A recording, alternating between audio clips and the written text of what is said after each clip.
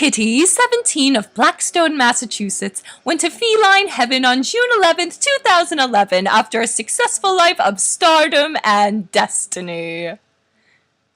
Miss Kitty was first born 563 BCE, or 623 BCE, in Lumbini, presently Nepal, where she attained full enlightenment and conceptualized about 4 noble truths, 5 aggregates, impermanence, among others. After her awakening, she traveled for 45 years teaching her Dharma to anyone who would listen, and who had a box of Meow Mix handy.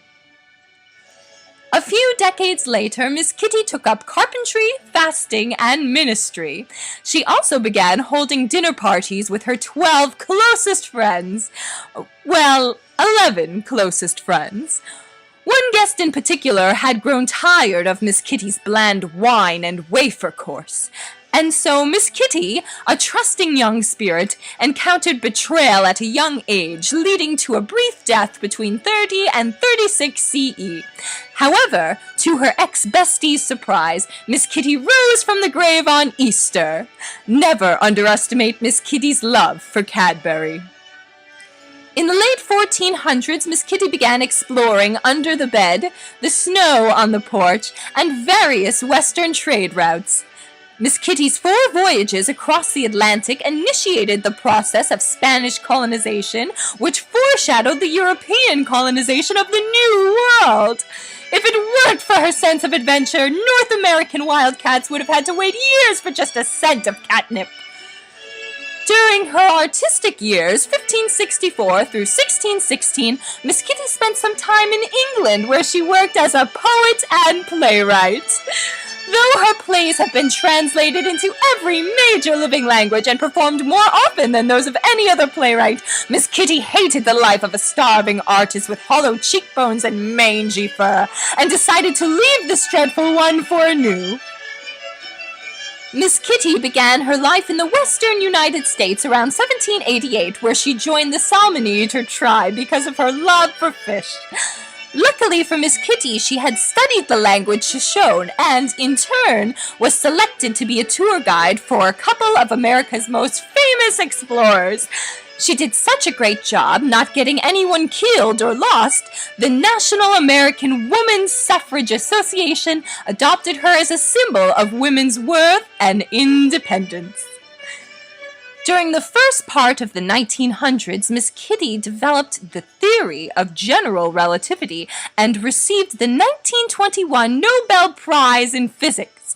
Because she was so over the Hitler World War II thing, Miss Kitty decided she loved America and became a citizen in 1940. Miss Kitty warned President Franklin D. Roosevelt of Germany's potential atomic weapon. He gave her a good scratch, and later the Manhattan Project was born. Toward the end of her scientific career, Miss Kitty had started working in the pictures.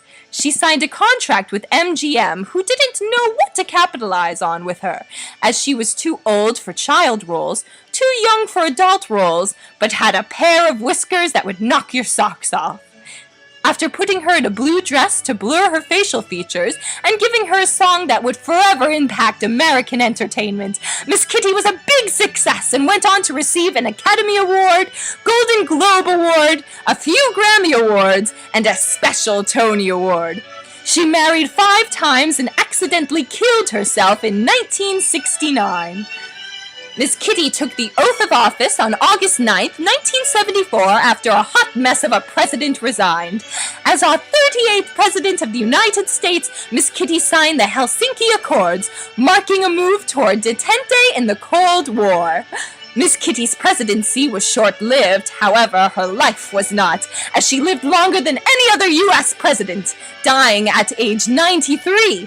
That's 651 in cat years. Finally, Miss Kitty settled down from politics, showbiz, and ruling the world, and took residence in the rural town of Blackstone, Massachusetts for her final 17 years. There, she spent her days roaming from room to room looking for a sunbeam. Her tanning sessions were constantly interrupted by the daughter of the household, chasing her and screaming her name, as well as squeezing her with delight when caught. Though Miss Kitty ran from the girl and would kick and bite when she was dressed up and held like a baby, she secretly loved the child and slept on her head nightly. Miss Kitty also had an adoration for the man who lived in the basement of the home. She liked to push his buttons by sleeping in his chair and saturating it with her fur while he was at work. Lastly, Miss Kitty loved the mother of the household the most, as she was the giver of food and water.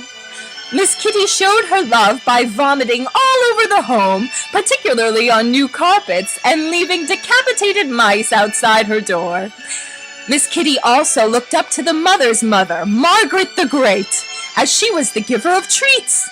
Miss Kitty loved chatting of art and literature with her, as well as insisting on a few epic scratches. Miss Kitty led a life of wonder and imagination, progress and change. Without her existence, no one would be here, and Earth would be just an afterthought of the universe.